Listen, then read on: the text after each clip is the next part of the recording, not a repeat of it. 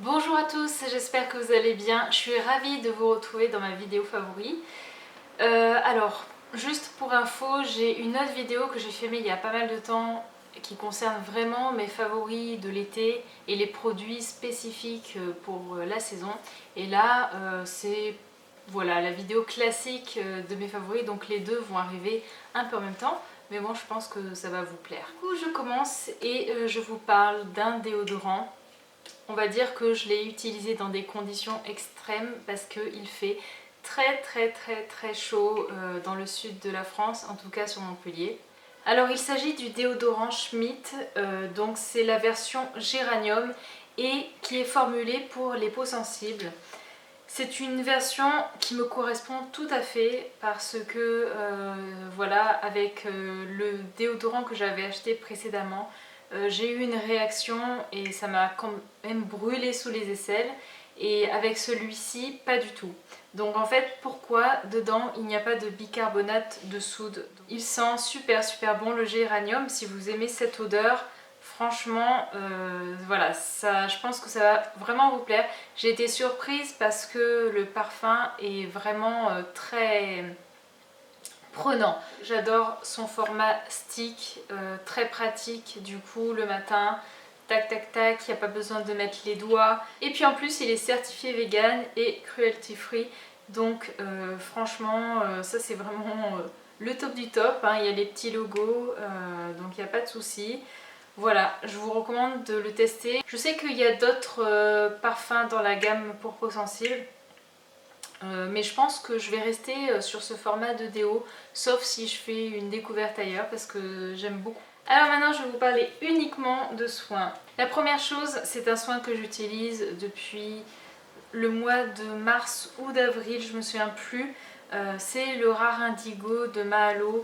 Je voulais vous le remontrer parce que c'est un produit que j'utilise au quotidien, matin et soir, et j'aime vraiment beaucoup ce baume. En fait, je l'utilise en tant que sérum, et par-dessus, en fait, je rajoute une huile. Oui, je mets 2 couches. En plus, il descend, mais vraiment tout doucement, parce que c'est un produit qui coûte cher, certes, mais il va vous durer dans le temps. Il en faut vraiment très peu, et je l'utilise matin et soir, et je vous dis que je suis pas prête encore de le finir.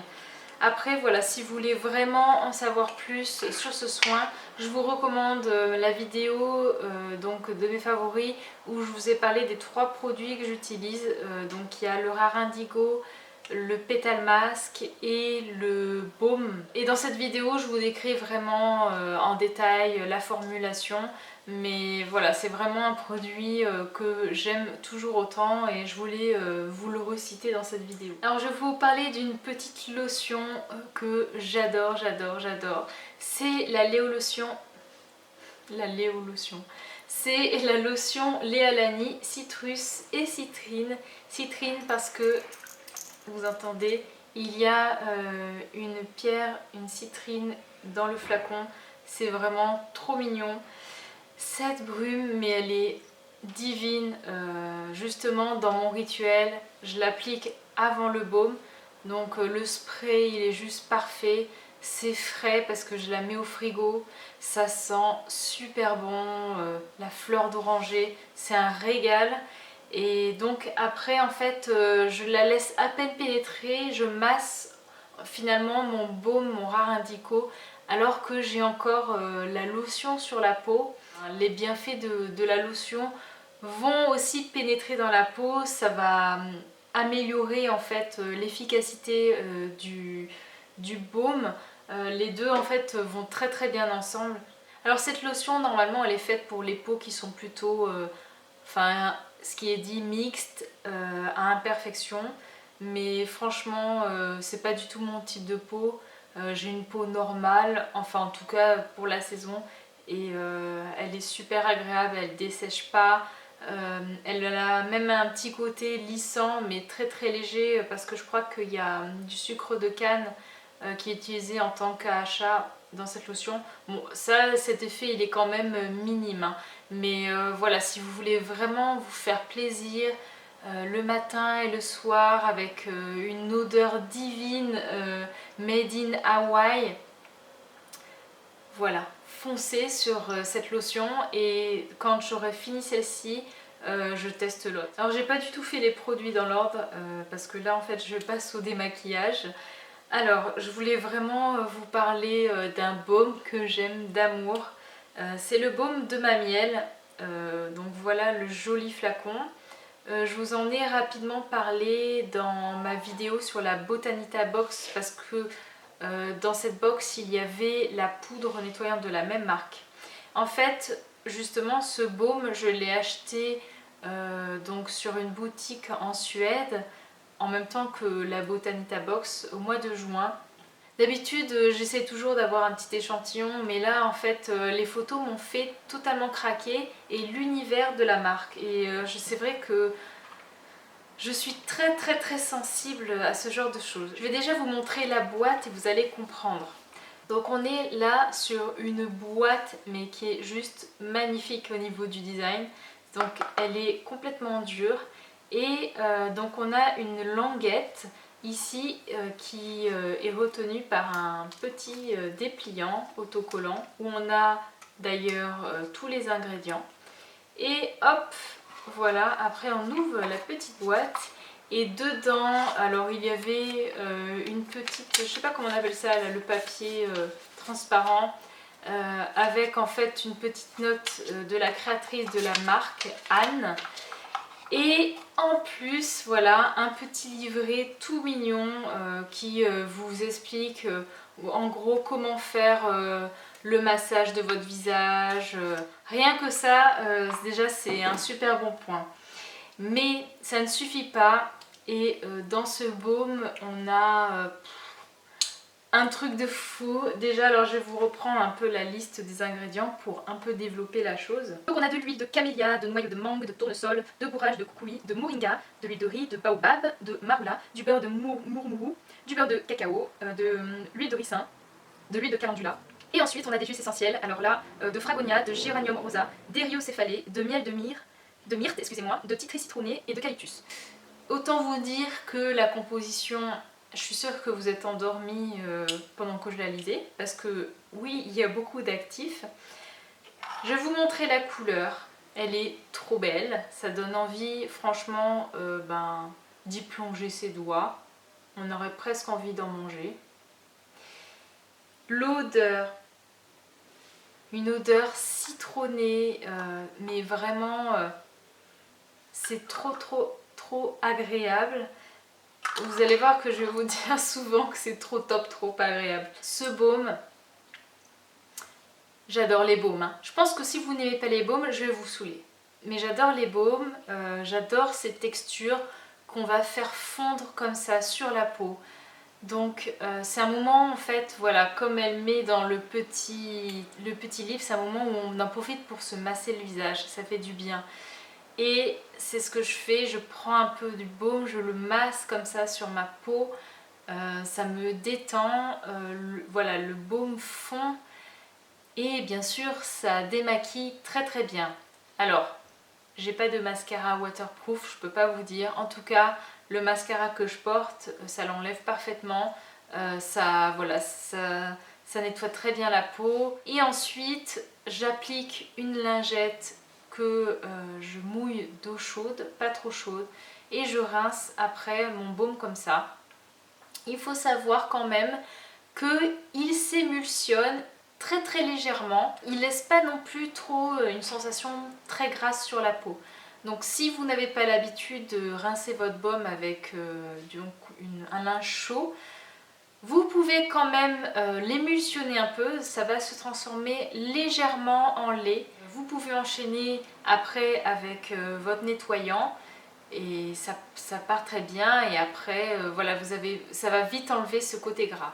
Donc moi j'aime bien le rincer avec mon linge chaud, mais sachez qu'il s'émulsionne et que ce qui fait que je pense qu'il va plaire à beaucoup de monde. Alors pour info, il faut que je vous dise, donc c'est une information, malheureusement je ne sais pas aujourd'hui vous dire s'il reste encore des baumes ou pas. Mais sur Instagram, sur Facebook, je vous ai parlé de la jolie crème. Je sais que certaines qui me regardent ont déjà pris ce baume. parce que sur la Jolie Crème, donc c'est mon amie Caroline, The Pretty Cream, qui vous propose en fait chaque mois une découverte d'un produit qu'elle a adoré. Et pour le mois de septembre, voilà, il y avait ce baume. Je sais pas du tout s'il reste des baumes, donc si vous voulez en savoir plus sur la Jolie Crème, comment ça fonctionne, je pense que je vais vous faire une vidéo, dites-moi quand même si ça vous intéresse.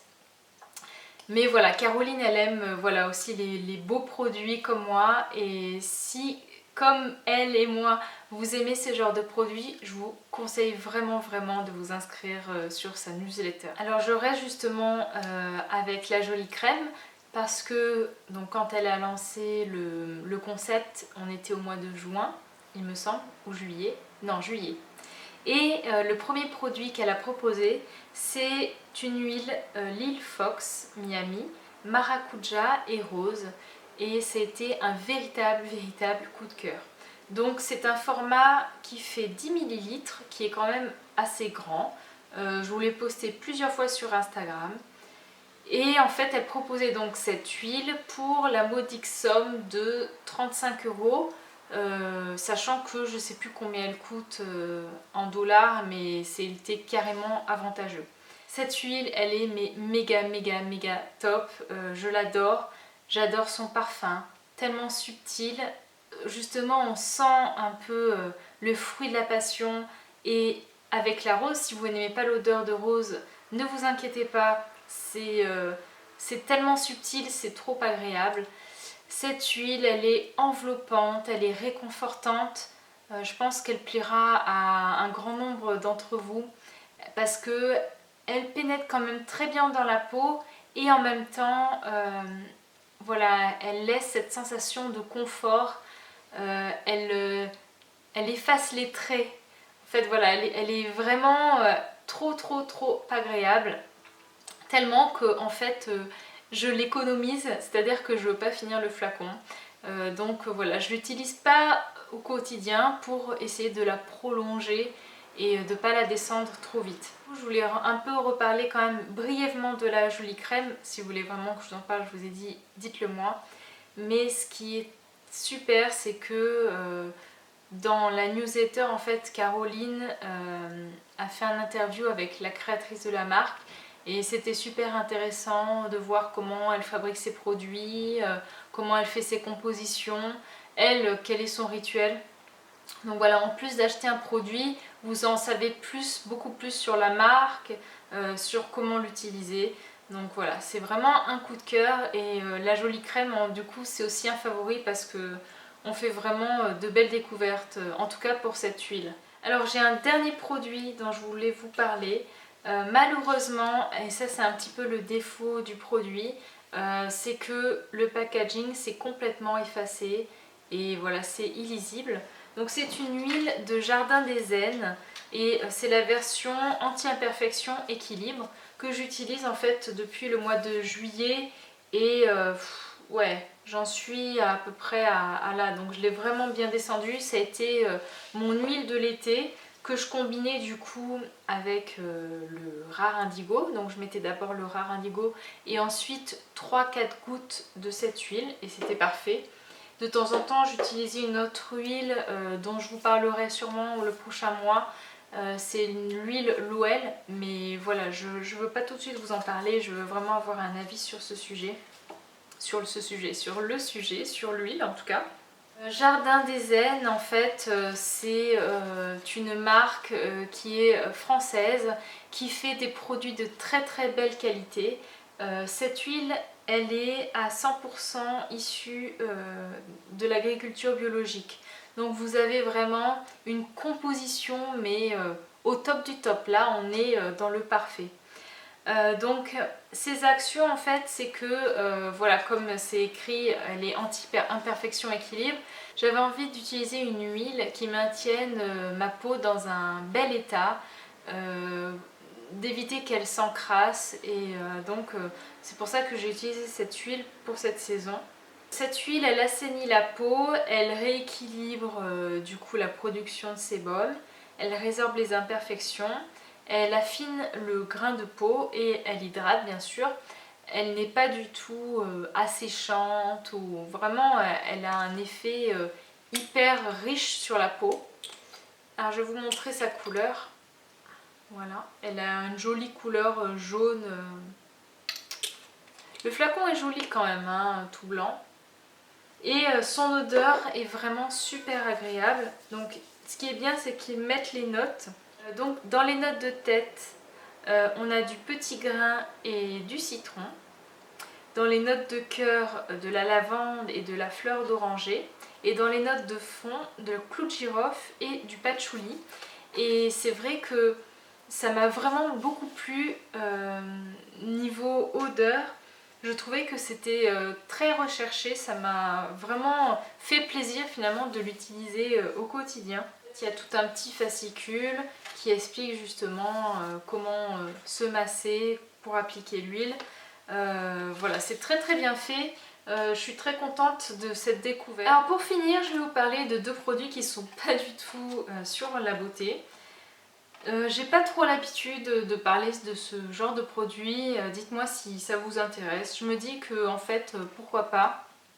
En tout cas ça vous en dit un petit peu plus sur ce que je consomme hors beauté. Donc le premier produit c'est un thé glacé que j'ai reçu dans une box, la box Évidence. Je vous mettrai le lien dans la barre d'infos. Et en fait ce sont des petits sachets, d'ailleurs il m'en reste plus qu'un malheureusement.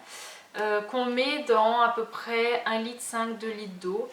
Et j'ai vraiment adoré boire ces infusions. Donc comment on fait en fait dans la carafe le soir, je fais infuser. Dedans je rajoute, ou mon homme aussi il le fait, des feuilles de menthe, du citron, un peu de vanille, du gingembre. On laisse infuser tout ça. À la base celui-là c'est un thé aux agrumes. Et voilà, il faut en fait le faire infuser dans l'eau froide. Et le matin, voilà, hop, j'emmène ça. Ah, je vais vous montrer. Je vais vous montrer ma théière. Voilà, donc le matin, j'emmène ça dans ma théière nomade Quetch, qui est trop jolie. Ça fait énormément de temps que j'ai cette théière. À chaque fois, je me dis, ah, il faut que je leur en parle. Et j'ai jamais pris le temps. Donc ce qui est bien en fait avec cette théière, c'est que ça conserve aussi bien la chaleur que le froid. Peut-être le seul regret que j'ai, c'est qu'il y a 300 ml et ça part assez vite. Bon, en même temps, c'est tout petit, hyper pratique à emmener. En hiver, en fait, j'en mets toujours du thé chaud. Et là, en été, je trouvais l'option thé glacé, mais super, c'était l'idéal. Je vous mettrai le site de la marque Quetch. Ils vont en sortir des vraiment sympathiques qui sont transparentes avec, je pense, un format un peu plus grand. Et là, je ne vous ai pas montré, mais en fait, vous pouvez infuser votre thé. Donc, vous avez un petit panier infuseur pour mettre votre thé. Et après, hop, vous versez et voilà, vous pouvez faire votre thé n'importe où. C'est le but, c'est nomade. Et j'adore cette théière mobilité. Je voulais vous parler d'un dernier produit. Donc là, pour moi, c'est une révélation. Peut-être que pour vous, ça va vraiment vous paraître trop nul. Il y a un moment, j'ai arrêté de boire du lait parce que ça me faisait vraiment mal à l'estomac. Voilà, je supportais plus le lait. Et ça me manquait parce que j'adore manger des céréales. Et en fait, les céréales comme ça, ou avec du yaourt, je trouve que c'est trop riche. Il y a à peu près 2 mois, du coup avec mon homme, on a décidé de découvrir un peu les laits végétaux. Je sais pas pourquoi, j'étais totalement bloquée sur ce genre de produit. Je m'imaginais les pires trucs, que c'était vraiment pas bon, avec un sale goût, enfin bref. Et donc voilà, on a acheté plusieurs types de lait pour un peu essayer de trouver ce qui allait nous convenir. Donc on a testé le lait d'amande, le lait de riz, le lait de noisette et le lait de soja. Et peut-être d'épeautre aussi. Et donc parmi tous ces laits, il y en a qui nous ont beaucoup plus plu, d'autres bof, pas du tout. Par exemple, j'ai pas trop aimé le lait de noisette. Je trouve que ça a trop le goût de l'eau, c'est trop aqueux. Le lait d'amande, j'ai beaucoup aimé. mais des fois je trouve que c'est un peu trop riche. J'ai beaucoup aimé aussi le lait de riz, je trouve que c'est un très très bon goût. Mais alors, j'ai kiffé le lait de soja. En particulier, je suis folle du lait de soja à la vanille. Donc là, je vous montre, en fait, c'est la marque BioSoy. C'est donc du soja qui est fabriqué dans le sud-ouest, hein, en France. Et avec mon homme, mais c'était une révélation. C'est-à-dire que on en achète des briques et des briques. On le mélange quand même avec du lait nature en fait, de soja ou de riz, etc. Franchement, je vous conseille de ne pas avoir d'a priori comme j'en avais. Je suis vraiment nulle et je vous dis, mais goûtez, mais c'est trop trop bon. Ils les font d'ailleurs aussi en petites briquettes que j'emmène au boulot et comme ça j'ai mon lait de soja chocolat, mon lait soja vanille et ça me fait un petit goûter. Donc voilà, j'espère que c'était pas trop long, j'espère que ça vous a plu. N'hésitez pas du coup à me mettre en commentaire les sujets dont j'ai parlé, si vous voulez que je vous développe un peu plus la jolie crème, si ça vous intéresse. Et puis voilà, et bientôt, donc je sais pas si je vais poster cette vidéo avant ou si je poste avant la vidéo favori de l'été. Bref, vous saurez tout ça très très bientôt. Et voilà, je vous fais de très très très gros bisous et je vous dis à la prochaine. Ciao!